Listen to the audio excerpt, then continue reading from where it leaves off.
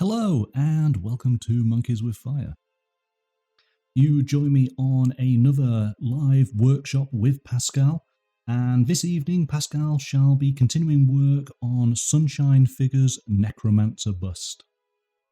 If you are brand new to the channel, be sure to subscribe to get all the latest miniature painting and tabletop gaming videos. Also, don't miss the live Twitch channel weeknights Monday to Thursday from 7 o'clock BST. Click the link below. And now, on with the show. Good evening, Pascal. Good evening, Monkeys with Fire. How are you doing? I'm very well. And yourself? I'm very good, thank you. Excellent.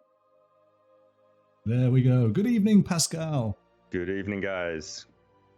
Cheerio, guys. How are you doing all? Hope you're having a good day today. And like I asked before, I hope you had a good and productive weekend, because I sure did. Right then, so what is the plan for tonight? Right. So a couple of weeks ago, we started on this bust, the Necromancer from Sunshine Figures. And I showed you how I would start off with an OSL, object source lighting, that's emanating from her hand, and put it in before even painting anything else, which is a bit counterproductive to what you would normally see, where you're first painting the model in its original original light, and then you start adding the second light, so the object source light to it. So in this case, I turned it completely around just to see how the effect would be to create that secondary light as more dramatic than the original cenithal lights. And so today I'll be working on the let's say on the light side of the model, the normal lighted area, where I will be painting a black leather. Probably more interesting than it sounds, but yeah, that's what I'll be doing. She's got some what's called pauldrons. Yeah. Or the shoulder pads, and some let's say boob armor and things like that. And I'm gonna try to paint all of these. I've picked out a range of colors already for myself, and if I switch over to my other camera, you'll be able to see the model, and you'll see the colors I've picked out. And I'll start explaining how I would like to approach today's event. So here you can see, if I turn it all the way up this way, you can clearly see the OSL emanating from the skull. And after yesterday's stream where I did the skin, I figured that even though in realistic terms the green light wouldn't even affect this cheekbone here, I still believe that for dramatic purposes I still should add some green over there, just a little bit, because it just looks too much half and half, like it looks right now, right? So that's what I did yesterday. So this side you can see the skin, really nice darker tones. I didn't want to make it too bright, as I explained in previous video, that this light should be the brightest of all. And even if there's something like say white cloth or even this bone is in grayscale, not as bright as this, although it may appear so on the screen. So what I'll be doing today is these shoulder pads here, and yes, there's going to be a bit of paint on this part as well. The boob armor, obviously. I'm not going to do the cowl just yet. I'm going to do that in my own time, because I've got some freaky idea for that, and it may utterly fail, but I don't want to do that on stream. Failing, that is. And these two parts here on the arms, these are going to be the black leather as well. I got my colors laid out here. Obviously I'm going to work with black. These are all scale 75 colors, by the way. I'm going to work with black. That's this one. I'm also going to work with this black from Motocolor, because if in this case black leather, you need to have it really black in the deepest shades, and this one is even darker than this, and that's just because there's a bit more satin, a bit more gloss in this one, and this is really matte, which makes it less dark. Then I've got some, this is deep blue, Azul Profundo Deep Blue from Skill 75, which is a really dark blue. That's the first one. That's almost going to be the base color. Then I've got a bit of a lighter blue, and it's not especially this blue I want, but I'm going to mix it with just white especially to get that highlights. And after I've done that, and to tie it in and to give it a bit more, that rock star black leather feel, I'm going to douse it in intense violet, which will make it a bit more purple all over, and I hope it's going to get a great effect. Oh, and of course, my trusty water plus, that's going to be usable as well. Before I start painting, I'm going to show you guys something that's really helpful to me. Everybody's got a light, right? You got your trusty light upstairs from above, and as soon as you start to paint anything in, or you have everything primed in black, like this part, the light is going to help you, especially on materials like leather, to decide where the brightest points are. Look at this, how it's on screen right now. You can see clearly here these, well, actually it's near white, very, very bright gray spots in here, this line. Do you see that? Yeah. That's actually where you should put the highlights, especially on leather. If I would say this is painted already, you would say, oh well, that's believable. And you can paint it like that. Just remember where you should put this, because the light's already helping you. So this is a good tip to everybody. Use that light in realism to see where you need to go. Also, as you can see, especially in this part, this is what contrast means. This is very, very dark, and it goes very abruptly to very bright. And this is how you create shininess. If I would transition it from here, the darkest, and then gray, whiter, make it a flowing transition, then it would seem like a normal fabric, right? But as soon as I go dark, bam, white, you see reflection. And this is also what will happen in things like non-metallic metal. You go straight to very, very bright, and that's going to create the illusion of shininess. So at this stage, I'm just creating like a base color, and I realize that this may appear way too blue right now. So it's a good thing I'm doing it on a black primer. So it's going to appear darker still. There we go. And after I've done this stage, I'll be doing a mix with black and create those shades first. And in truth, I'll probably be undoing a lot of the work I'm doing right now. That's just the way I like to do things. Okay, this is an exciting part.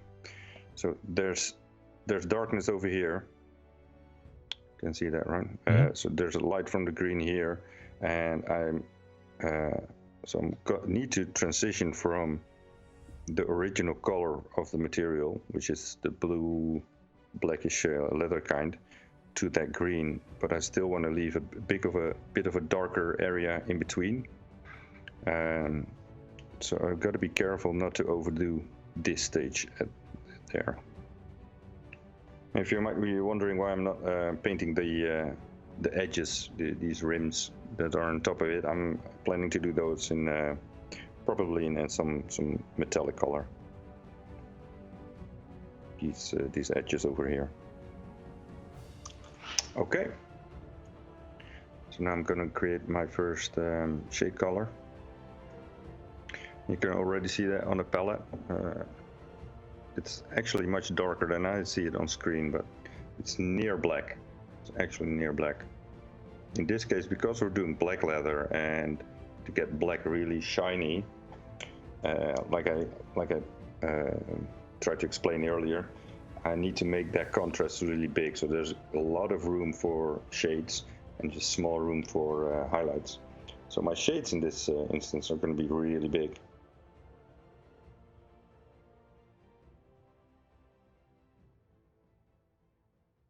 Like so. Right. This when this clears up, you'll hardly see the transition, I hope. I'm going to do it here as well.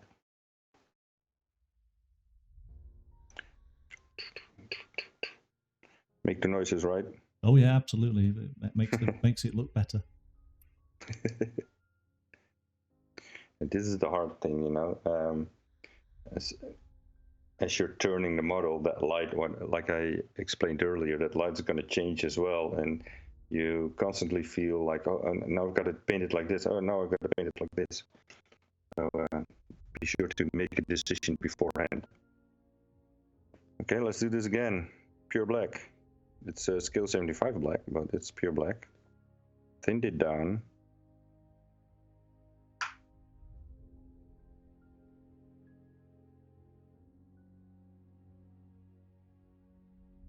And a lot of people say that painting black in whatever material is really hard, and yes, it is very hard to make it believable black. The key to doing the best black is adding a lot of color, which sounds weird since it's black, but actually that's the truth about it.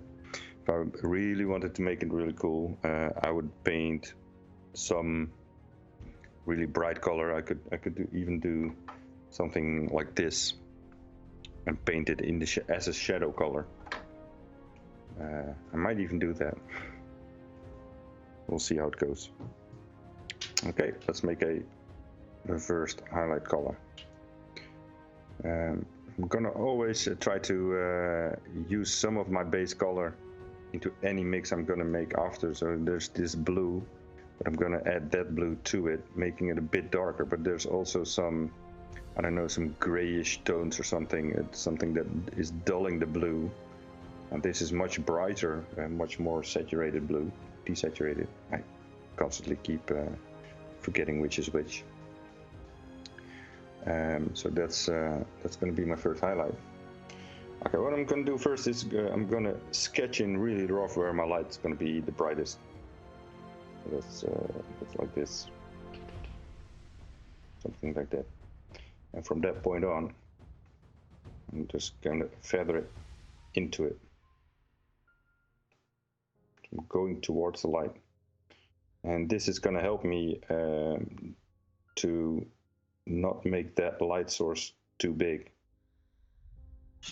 I could go all the way from this end, but then it would be too large. I'm really trying to feel the shape of that shoulder pad here. So there's a circle here, and then the light's traveling down there. It's coming up from here. Getting really damp brush now, and just feather that color in.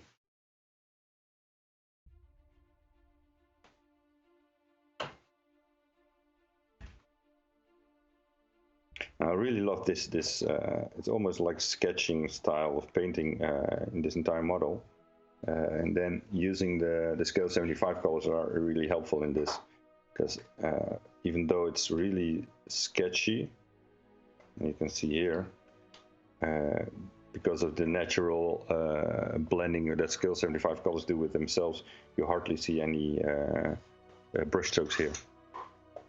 I think. Yeah. Look at this. Actually, I made a really hard. This is a good spot. I made a really hard circle just here, without feathering it out, and well, it's not like it's there, right? Yeah. And that's why I love scale 75, guys. Okay, I'm gonna go to another highlight color, and I'm just adding a drop of white, and you see immediately how strong this changes the color. It's really bright, and there we go. I'm going to do this in little stripes. But what really is important at this stage is you need to hit that light spot on the just right. You don't need to have perfect blends, because that's easy to do. As long as you've got the right position, the right angle, the right location of those light spots, then it's all okay. And this is what I call the back and forth. And so I'm going to take out the darker color a bit, and then I'm going to feather that into those sides. And leave that to dry for a bit. See how what the end result is, if I need to do more or not.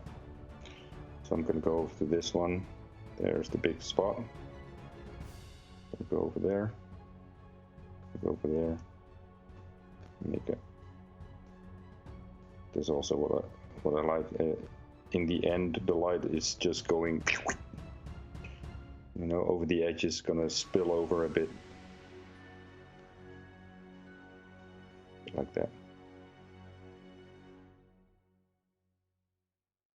And sometimes I even feel that I'm taking this darker color again to feather it out, and then I find that it also made a.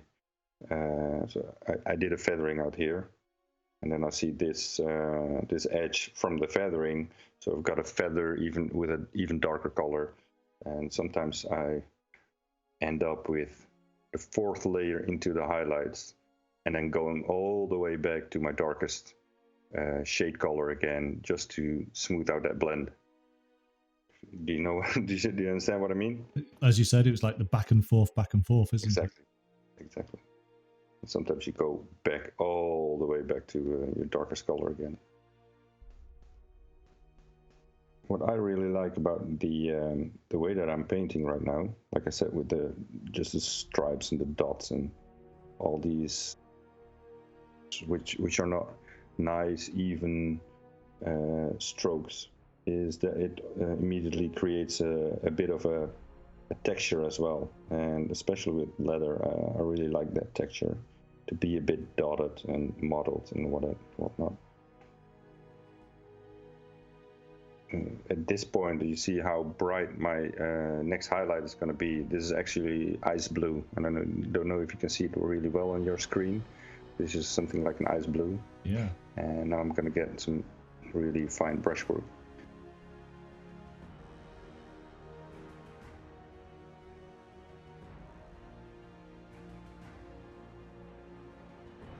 This is the fun part.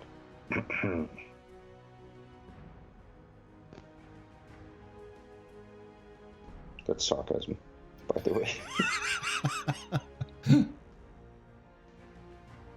No, actually, this is a fun part. And this is what I do a lot when I'm doing like non-metallic metal. And if you've been doing this for a long time, like a big area or something, then this gets really zen at a certain point. And look at that.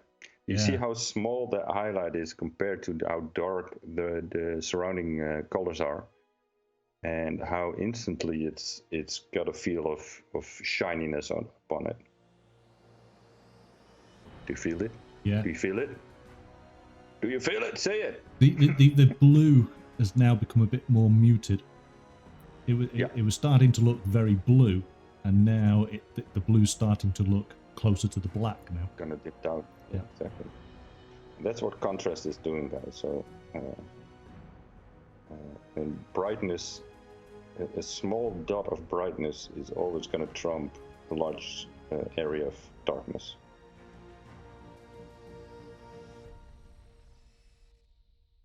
That's why, let's say this is non-metallic metal. Blink. Right. Just a small dot, and it blinks. It's just for stars. Yeah. So why am I doing this in little strokes? So now I can get a darker color again, my previous step. Actually, what I always try to do if I do back and forth to blend in those colors, this is my previous step. This is my current step. And this is somewhere in between the step before. So this is my first color. Can you see the palette okay? Oh yeah. This is color 1. Then I did, this is actually shade with the black. So this is my first color, my base color. Then mixed it with this blue, that's number 2. Then added white, number 3. And then more white, number 4. And I'm doing this, and I want to blend that edge, which is actually next to this one. But I'm gonna take this color to blend it in, because this with that is gonna turn out like that. Mm-hmm. Does it make sense? Yep. I'm gonna take this color, and I'm gonna do the stripes again.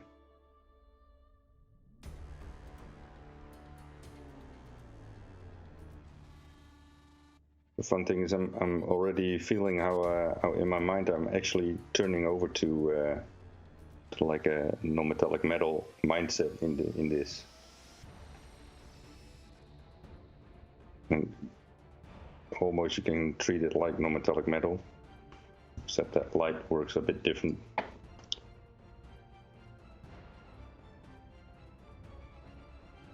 You see how I'm just actually sketching in the light? It's not like, as neat as I did the stripes earlier, but it's just for me to get a feel of the direction, the form, the sense of the light, and then I can go back and do it all over. And the fun thing about these kind of things, working with these light sources and with how this light reflections on materials, if you're just starting out with things like these, you tend to do like your logical choice of how light reflects on it. It's light on top and dark on the bottom, or something like that. Your non-metallics is going to be nice smooth transitions probably from the darkest to the lightest, painted like a gem, etc. At a certain point you're going to try to create some more realism and make funky shapes and have extra dimensions added to those shapes to create something much more interesting.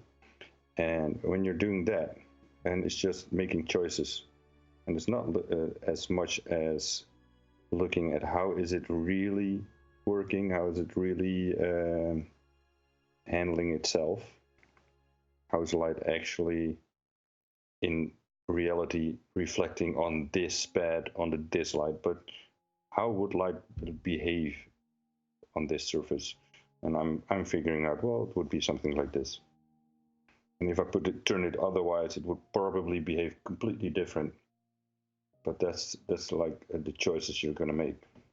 I think that this is a good shape. Yeah, okay, then go for it.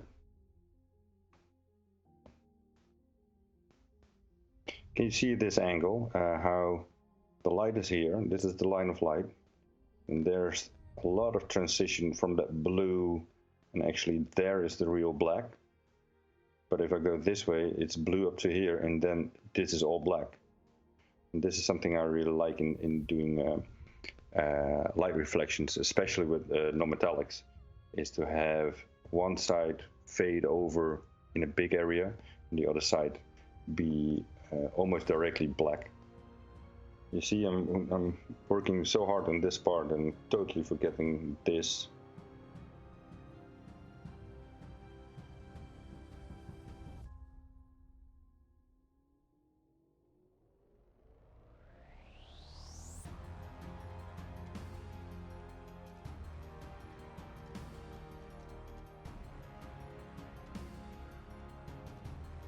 You can almost envision how there's probably like a sun somewhere that's casting this light glare over there.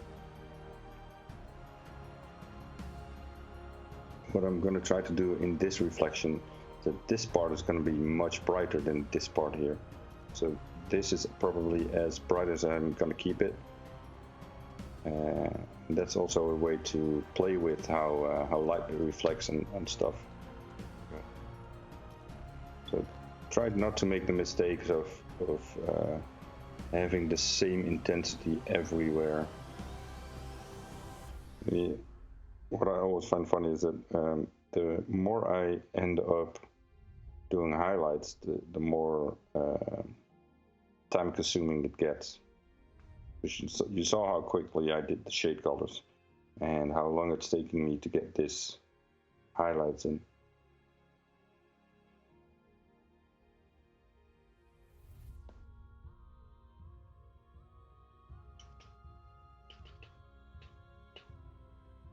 Okay. So now I'm going to go to full white. This is the scale 75 white. And if that dies down, you'll see that it will emulate. It's not going to be as bright as bright white you want to be. I keep saying this in probably every video I do. This is not the brightest white you can get, but it's a good white to do that first layer for the next transition afterwards. So even smaller spaces, because this white is going to be like I said, for it to be bright, it has to be small. And while it's wet like this is the brightness you will see. You see it flare up. Yeah, oh yeah. When this is dry, you'll see that it dims down a lot again. But I'll remedy that with... I'll get it there. Dun, dun, dun. This white, and this is much more like it's the same story like with the black. It's got a bit more gloss finish to it. It's not gloss, but it's a bit more gloss, which ends up being much brighter white.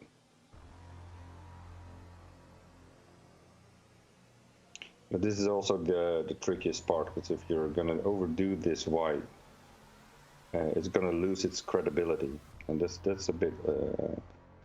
Why you keep it small. The smaller you keep it, the brighter it's going to look.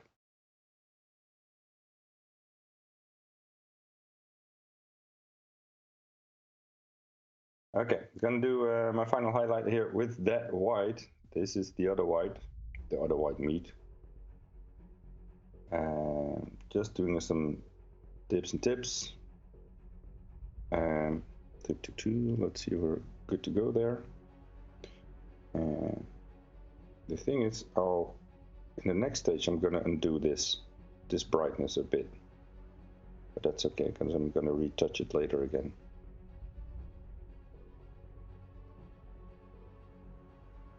There, that's bright, guys. And this one is almost going to stay like this, in contrary to the previous white. I love this, you see.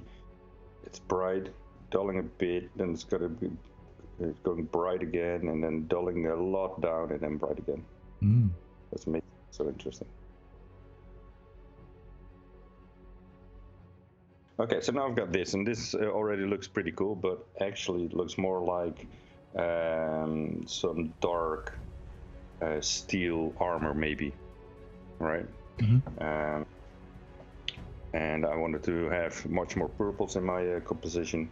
Now I'm gonna get Intense Violet from Scale Color, which is a really cool ink. It's something different than a wash, and really I've been working with these kind of materials for so long, and I still cannot explain in a proper way the real difference between an ink and a wash. Other than the application of it. Maybe it's just inks retain their intensity of color much better than a wash would. But I'm gonna use it as a glaze, like I'm gonna glaze in all these purples into these colors. I'm gonna do it like this. Really I thinned it down already because I'm always afraid that that it's going to be too strong. So I'd rather have it thinned down. I'm even doing it in the pure blacks because I really want to have that color everywhere. There, it's a bit more toned down. It's still wet though. Right. So now, although I tinted it a bit more towards those violet colors, the violet colors. What it also did is tone down those really nice bright spots. So just one thing to do, getting back in there. And I'm going directly to the pure white. I'm not going to build it up anymore. Just going to take the pure white.